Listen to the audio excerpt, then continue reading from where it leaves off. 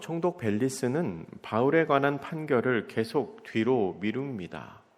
그렇다고 벨릭스가 바울에게 적대적이었던 것은 아니었던 것 같습니다. 사도행전 24장 23절을 보면 바울은 감옥에 갇혀 있었다기보다는 사람들을 자유롭게 만날 수 있는 그런 가택연금 상태에 있었던 것으로 보입니다. 어느 날 벨릭스는 아내 드루실라와 함께 와서 바울의 말을 듣습니다. 본문 24절인데요. 이 말씀 우리 같이 읽겠습니다. 시작.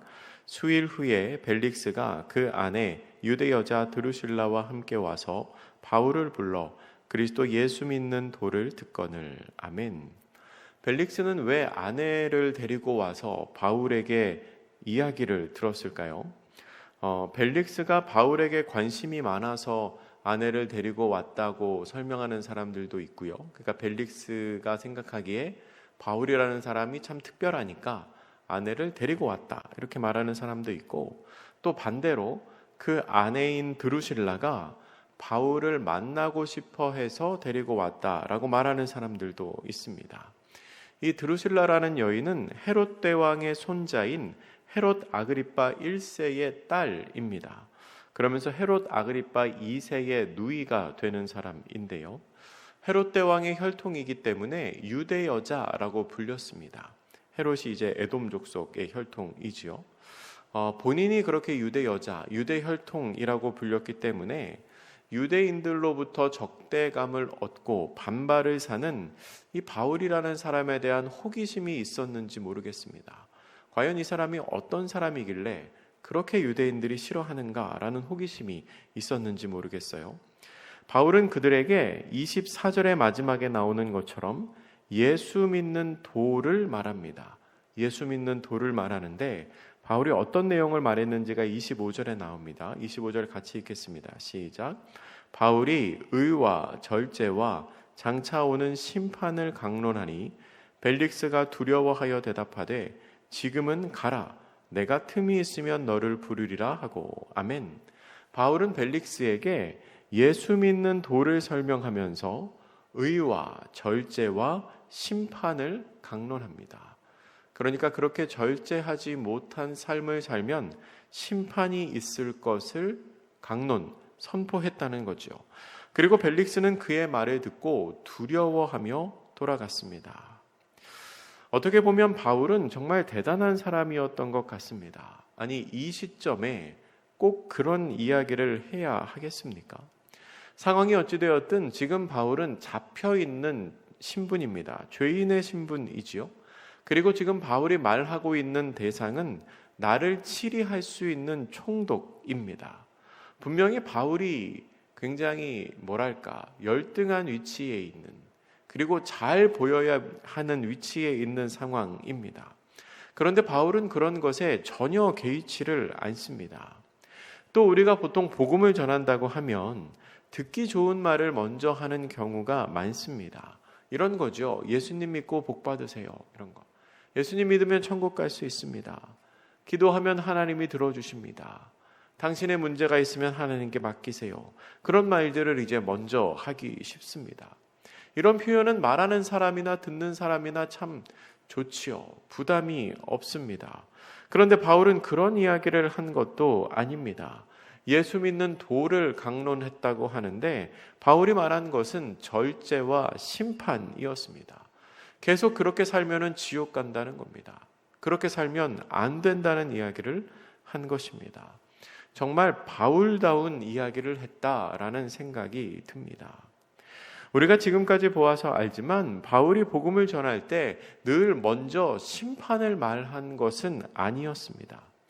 빌립보 감옥에서는 어떻게 하여야 영생을 얻으리까? 라고 물어보는 죄수에게 주 예수를 믿으라. 그리하면 너와 내 집이 구원을 얻으리라. 라고 말씀했죠. 그러니까 의와 절제와 심판은 바울이 특별하게 벨릭스 부부를 위해서 했던 설교, 강론이라는 것입니다. 그들의 불의와 그들의 무절제한 삶과 심판을 받을 수 없는 삶을 지적하면서 하나님의 심판을 경고하고 회개하고 복음을 받아들이도록 선포한 바울이 특별히 그들에게 말씀한 설교였다는 겁니다. 이 모습을 보면서 주어진 상황에 맞는, 그리고 상대방에게 맞는 메시지를 잘 전달하는 것도 참 설교자의 중요한 덕목이라는 생각이 들었습니다. 틀린 얘기 한 게 아니죠. 바울이 어떤 사람에게는 진리를 말하고 어떤 사람에게는 왜곡해서 말한 게 아닙니다. 그런데 각 사람에게 딱 필요한 말을 하는 것, 그것도 참 중요한 설교자의 그런 덕목이라는 겁니다. 만약에 벨릭스에게 한 말을 빌립보 간수에게 했다면 어땠을까요? 영생을 물어보는 간수에게 심판이 있을 것이다 라고 말했다면, 그리고 거꾸로 간수에게 했던 말을 벨릭스에게 했다면 어땠을까요? 너와 내 집이 구원을 받을 것이다, 주 예수를 믿으라 라고 말했다면요, 조금 어울리지 않았을 것 같습니다. 어찌됐든 바울은 총독과 만날 수 있는 시간을 자신의 유익이나 자신의 변호를 위하여 사용하지 않았습니다. 복음을 전하며 회개하고 그리스도인이 되도록 만들기 위해서 그 시간을 사용을 합니다. 그러니까 모든 시간, 모든 상황을 통해서 바울은 복음이 전파되는 것, 하나님이 선포되는 것에 집중한 사람이었던 것입니다. 그렇게 바울은 진심을 다해서 벨릭스에게 복음을 전하지만, 그러나 벨릭스의 마음에는 다른 꿍꿍이가 있었습니다. 무슨 마음이 있었을까요? 본문의 26절입니다. 같이 읽습니다. 시작. 동시에 또 바울에게서 돈을 받을까 바라는 고로 더 자주 불러 같이 이야기하더라. 아멘. 벨릭스는 재판 과정에서 바울이 구제비를 가지고 왔다는 이야기를 들었습니다. 17절에 그 내용이 있지요. 바울이 구제비를 가지고 왔다는 이야기를 듣고 아마 바울에게 돈이 많이 있을 거라고 생각을 했던 것 같습니다. 그래서 바울에게서 뇌물을 좀 받을 수 있을까 하고 자주 불러서 이야기를 합니다. 풀어주거나 재판을 하는 게 아니라 그냥 가둬놓은 상태에서 이야기만 하지요. 그런데 여러분, 둘이 만나서 무슨 얘기를 했겠습니까? 아마도 바울은 복음에 관한 이야기를 했을 것입니다. 그런데 벨릭스는 그런 바울의 말을 들으면서도 돈 받을 궁리만 했습니다. 안타까운 것은 성경에는 벨릭스가 회심했다는 내용이 없습니다. 무려 2년 동안을 그렇게 지내며 바울의 이야기를 들었지만 돈을 바라는 마음을 품고 있었던 이 사람은 회심하지를 못했습니다. 바울도 많이 안타까웠을 것 같습니다. 물론 모르죠. 성경에 기록하지 않지만 나중에 바울이 그에게 말했던 그 말씀이 씨앗이 되어 성경에 기록하고 있지 않은 시대에 그가 예수님을 영접했을지는 모르겠습니다. 그렇게 2회가 지났습니다. 그리고 총독이 바뀌었습니다. 새로 부임한 베스도 총독도 유대인의 마음을 얻기 위해서 계속 바울을 잡아놓고 있습니다. 베스도가 부임한 이후 가이사랴에서 예루살렘으로 인사를 하러 갑니다. 25장 1절에 그 내용이 있는데요.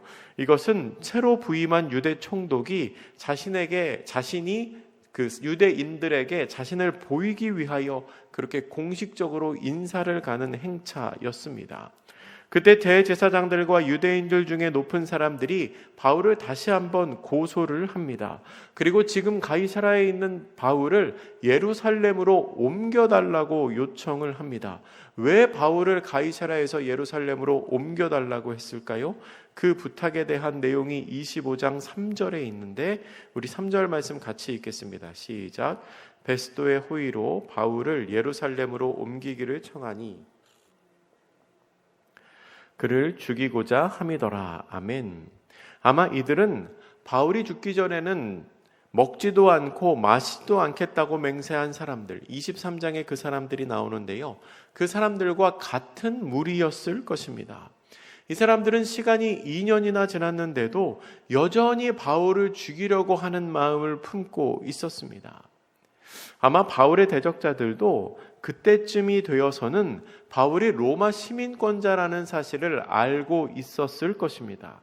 그래서 법률적으로는 그곳에서 바울을 죽일 수 없다는 것도 알았을 겁니다. 결국 바울을 없앨 수 있는 방법은 불법적이고 폭력적인 방법밖에 없다는 것을 알았고 그 일을 감행하기 위해서 바울을 예루살렘으로 옮겨달라고 부탁한 겁니다. 로마 시민권자이기 때문에 재판을 통해서는 어떻게 할 수가 없습니다. 지금 로마 군인들의 호위를 받으며 이 가택연금 상태에 있기 때문에 침입하기도 어렵습니다. 그러니까 옮겨달라고 하고 그 호송하는 중에 매복했다가 해코지를 하려고 하는 거죠. 그런데 베스도는 그 부탁을 거절합니다. 4절과 5절 말씀인데요. 4절 5절 같이 읽겠습니다. 시작. 베스도가 대답하여 바울이 가리사라에 구류된 것과 자기도 멀지 않아 떠나갈 것을 말하고 또 이르되 너희 중 유력한 자들은 나와 함께 내려가서 그 사람에게 만일 옳지 아니한 일이 있거든 고발하라 하니라. 아멘. 베스도는 그 부탁을 거절을 합니다. 그런데 새로 부임한 총독으로서 유대인의 유력한 사람들의 말을 아예 무시하기는 어려워서 나랑 같이 가이사라에 가서 그 사람에게 고발할 일이 있으면 그때 가서 같이 한번 다시 이야기를 해보자 라고 말합니다. 여러분, 이것은 단순히 베스도가 유대인들의 부탁을 거절한 것처럼 보이지만 사실 그 이면에는 바울을 보호하시고 그리고 유대인들의 악한 계획을 꺾으시는 하나님의 섭리가 있습니다. 조금만 더 생각을 해보면요, 여러분, 유대인들이 그 계획을 세우면서 하나님께 얼마나 기도를 했겠습니까? 여러분, 유대인들도요, 하나님 믿는 사람들입니다. 유대인들 하나님 믿는 사람들이죠. 구약의 율법을 믿는 사람들입니다. 근데 지금 바울이 자신의 율법과 하나님의 이름을 망령되게 일컫는다고 생각해서 해코지하는 거잖아요.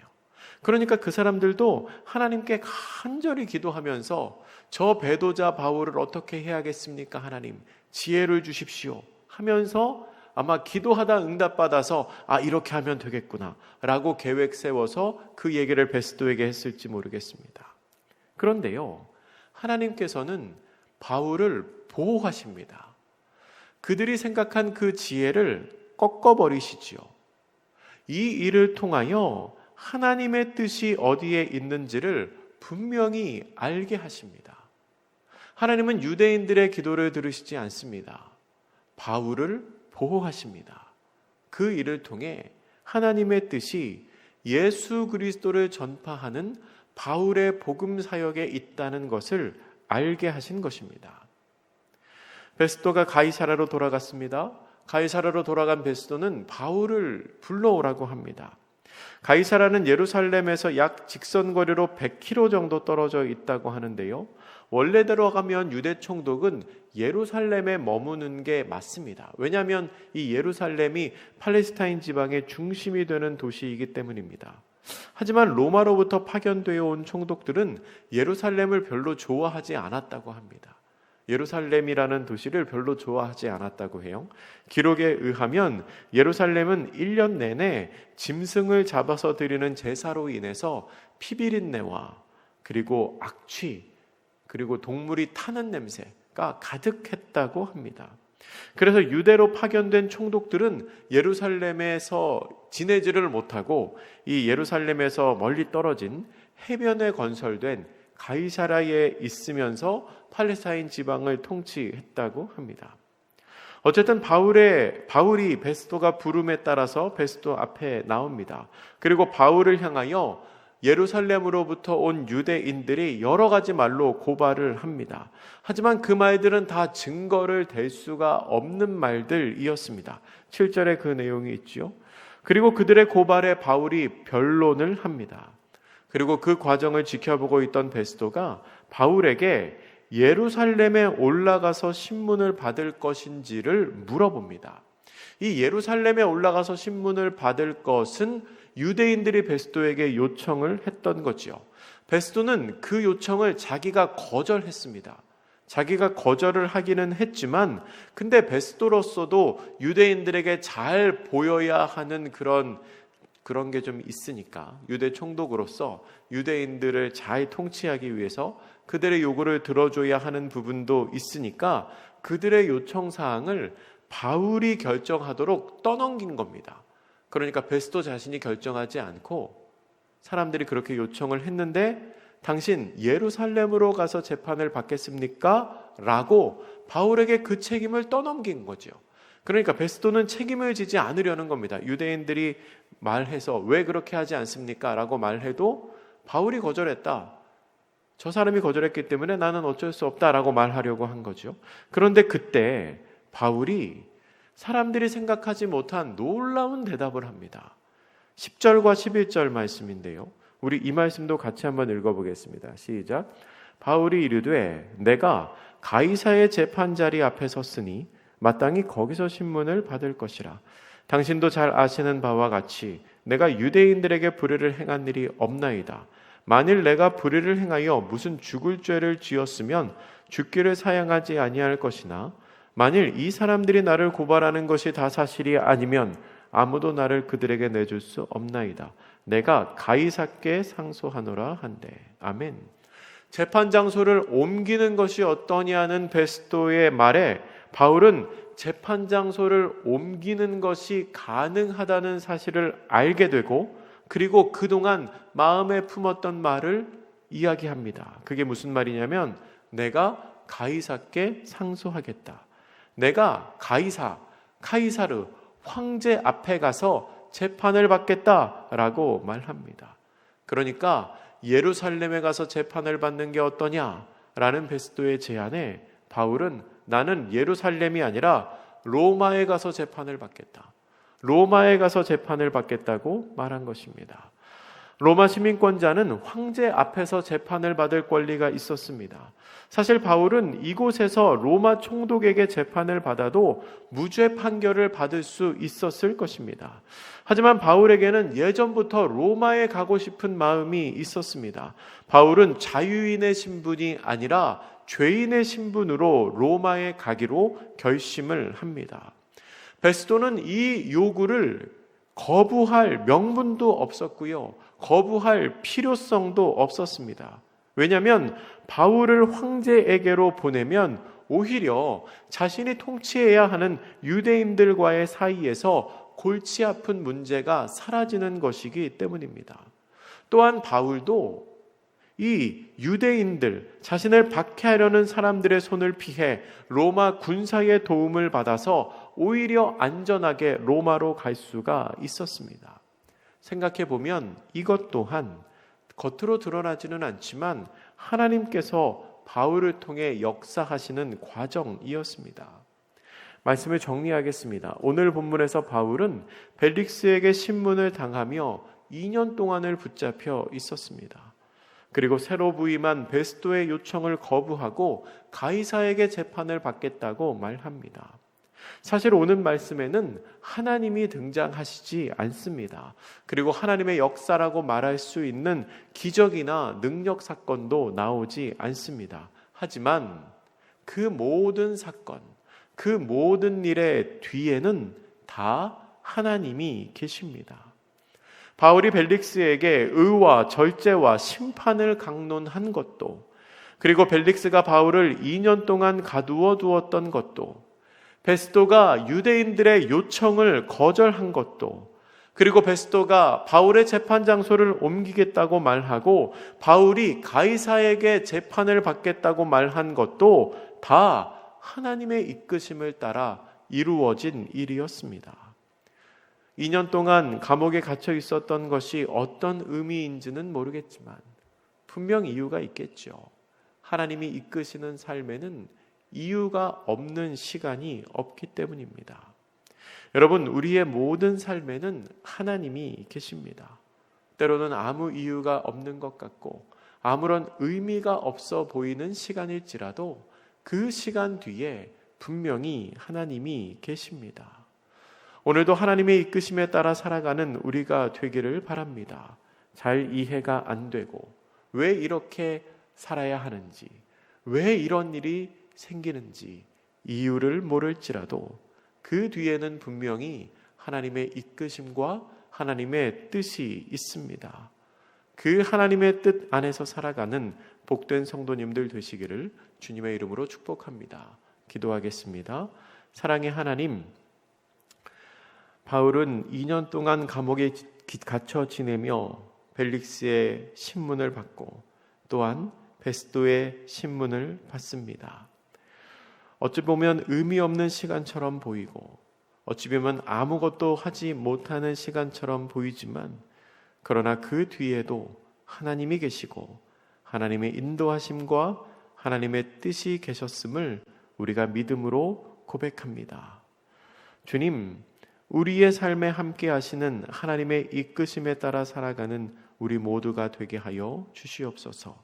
잘 이해가 되지 않고 이유를 모를지라도 오늘도 하나님의 뜻을 찾고 하나님의 뜻 안에서 살아가는 우리 모두가 되게 하여 주시옵소서. 감사드리며 예수님의 이름으로 기도드립니다. 아멘.